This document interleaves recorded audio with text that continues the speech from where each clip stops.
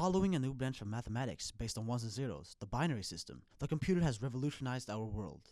In areas of communication, celebrating a birthday in real time all over the globe.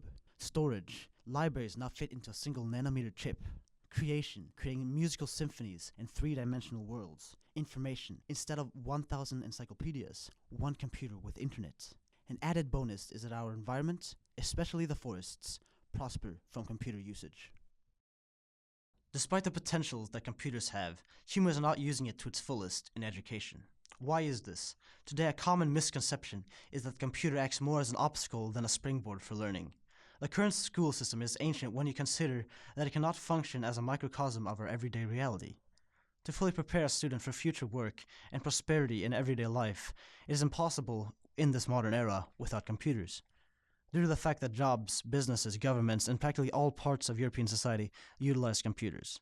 Therefore, the recurring question surfaces again: why are computers not included more in schooling? To fit the global situation, the EU has decided that a goal for the future is to increase digital competence. To achieve this, countries, cities, and the like have been encouraged to, amongst other things, incorporate computers in education.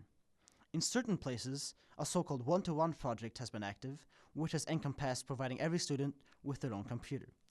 One of the places that have adopted this system since 2011 is the high school Gymnasiet in Karlstad, Sweden. Students and teachers have found positive aspects with this change and also things that can improve. Let's listen to what they have to say.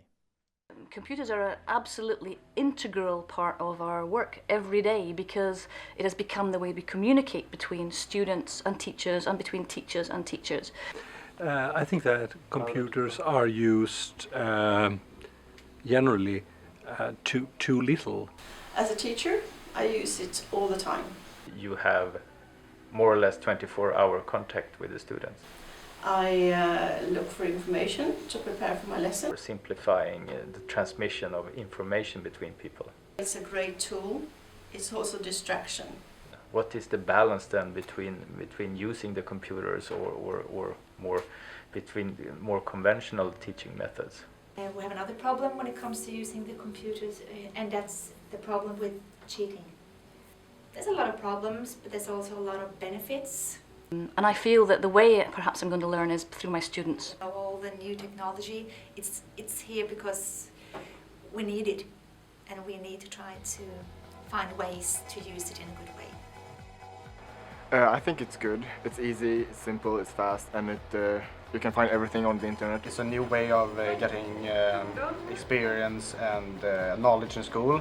Much easier to just write on paper and do all that work, and it takes so much longer time to do that.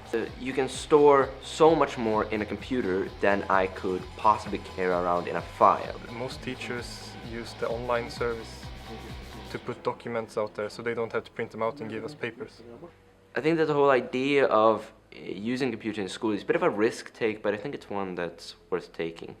The views expressed mirror the intent of this project, which is that students and teachers will form teaching and learning strategies that uses computers in the most efficient and effective way possible. Hypothetically, the result would be to acquire an enhanced and new school system that highlights the simplicity and positive aspects of using computers in school, whilst at the same time removing the negative features and distraction aspects that computers have.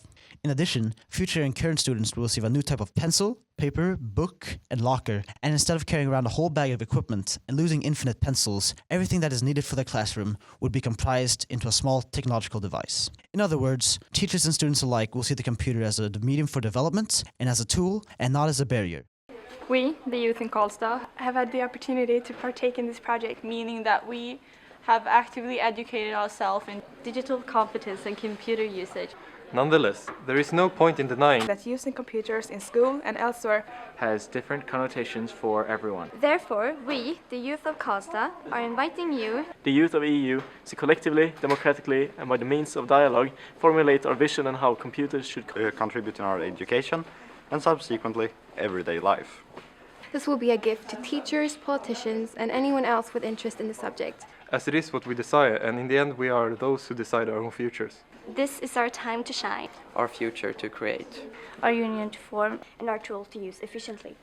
Take the opportunity, develop the usage of the computer, education, and yourself.